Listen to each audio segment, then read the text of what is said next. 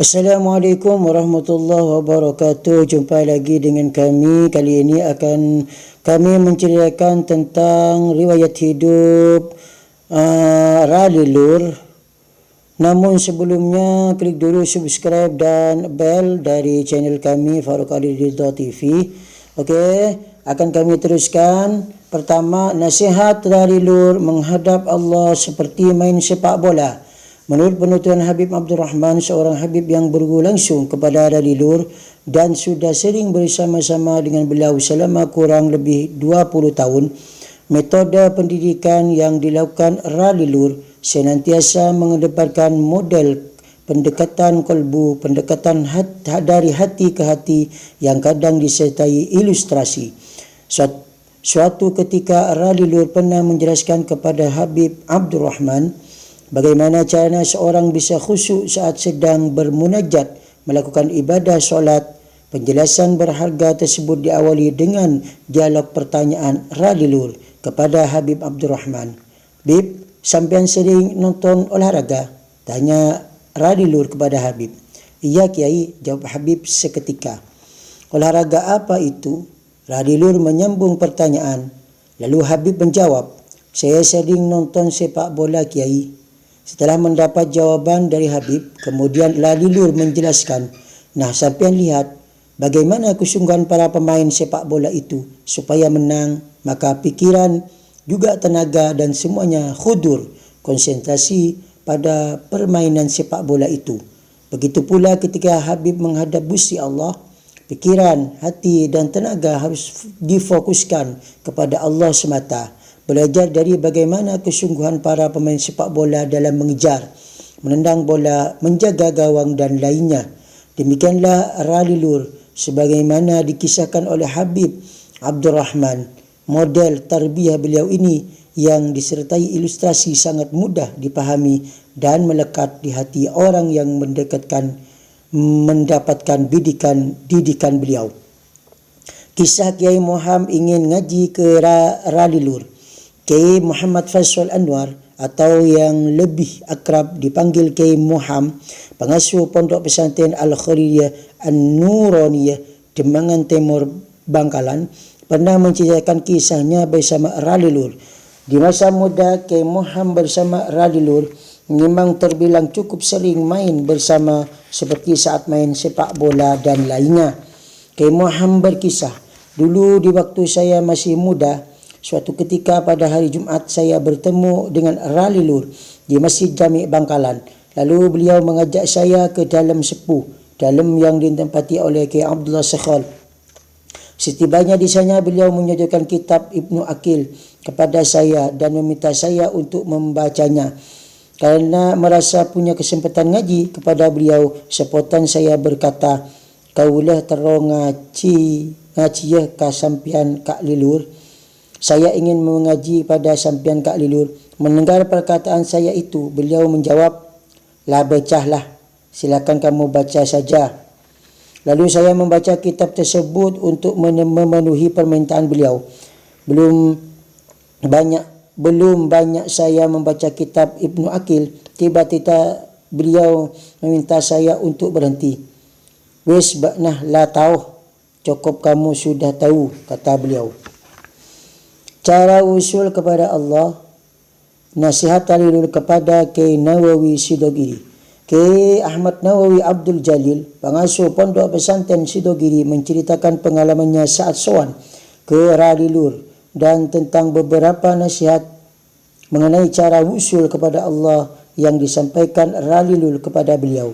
Suatu ketika ada seorang kiai asal Pamekasan bertanya kepada Kiai Nawawi tentang cara agar segera usul kepada Allah. Kiai Nawawi lalu menjawab, "Semua barang-barang dan mobil milikmu bagikan ke orang-orang. Kalau sudah begitu kamu akan cepat usul kepada Allah." Mendengar jawaban Kiai Nawawi yang demikian, bagi kiai tersebut rasa-rasanya nasihat itu terlalu berat untuk diamalkan. Menyadari hal itu, Kiai Nawawi berkata kepada kiai itu, "Begini, setelah ini saya mau sowan ke Kiai Lilur Demikian dawuh Kiai Nawawi.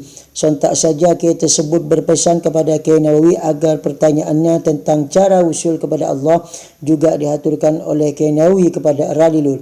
Kiai Nawawi pun mengiyakan permintaannya. Sampainya di Banjar, Kiai Nawawi menemui Radilur sekaligus menyampaikan pesan Kiai itu tentang bagaimana cara usul kepada Allah.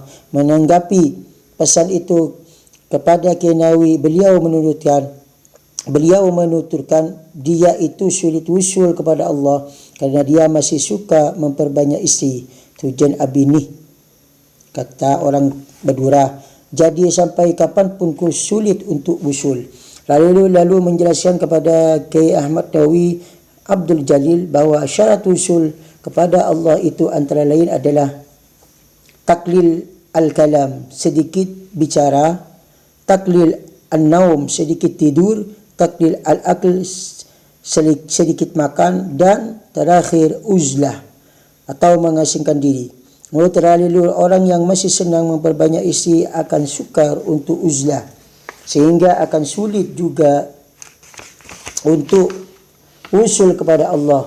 Begitulah cara usul menurut Radilur yang disampaikan kepada Kiai Nawawi Sidogiri. Syarat-syarat itu memang sudah sejak lama menjadi amalia Radilur. Kunci sukses menurut Radilur. Seringkali Kiai Abdul Rahman yang majdzub itu memberikan nasihat secara langsung kepada santri tentang sifat yang semestinya menjadi pegangan para santri menjalani hidup di muka bumi agar bersamaan dengan ridha Allah Subhanahu wa taala. Pesan-pesan yang pernah disampaikan beliau kepada santri antara lain, mentero tetia orang pasaper de ahlak cuba tetangkeh. Kalau ingin menjadi orang besar, hendaklah bersabar atas perangai buruk tetangga. Demikian nasihat Radilur tentang sifat sabar yang disebutnya sebagai pintu untuk menjadi orang besar atau orang terhormat. Di lain kesempatan, Radilur juga pernah dawuh tentang cara mendapatkan keberkahan hidup. Dawuhnya beliau, mentero tetia orang seberkat atena cek pale burkatunya. Atau kalau ingin menjadi pribadi yang barokah, hendaknya hatinya tidak cinta terhadap dunia. Demikian pesan tasawuf Radilur yang pernah disampaikan kepada santri. Radilur dan polemik agama pengarang Al-Munjid. Pernah terjadi dialog yang syarat akan didikan hikmah antara Radilur dengan khodamnya iaitu Kiai Bujai Rimi. Hal ini mengenai pengarang kamus Al-Munjid iaitu Louis Makluf Al-Yasui dan Bernard Totel Al-Yasui yang telah masyhur bahawa keduanya adalah penganut Kristiani. Kendati demikian, kamus itu sangat masyhur digunakan di kalangan pesantren dan dunia Islam secara umum. Suatu ketika Radilur menghadiahkan kamus Al-Munjid itu kepada Kiai Bujairimi untuk dibaca. Setelah Bujairimi membacanya, ada sedikit kutipan dalam kamus itu yang menurutnya berbeza dengan kitab-kitab yang selama ini dipelajarinya. Kejanggalan itu diperuncing oleh informasi bahawa pengarang Al-Munjid adalah non-Muslim. Kejanggalan ini kemudian mendorong Kiai Bujairimi untuk bertanya kepada Radilur tentang pengarang Al-Munjid. Katanya pengarang Al-Munjid itu bukan Muslimrah. Demikian Kiai Bujairimi bertanya kepada Radilur. Mendengar pertanyaan itu, Radilur menjawab, "Kamu jangan terburu-buru berkata seperti itu." Demikian jawab Radilur. Kiai Bujairimi pun menyampaikan bukti-bukti yang menguatkan asumsinya tentang status agama pengarang Al-Munjid itu. Lalu Radilur kembali menjawab, "Jangan bicara seperti itu.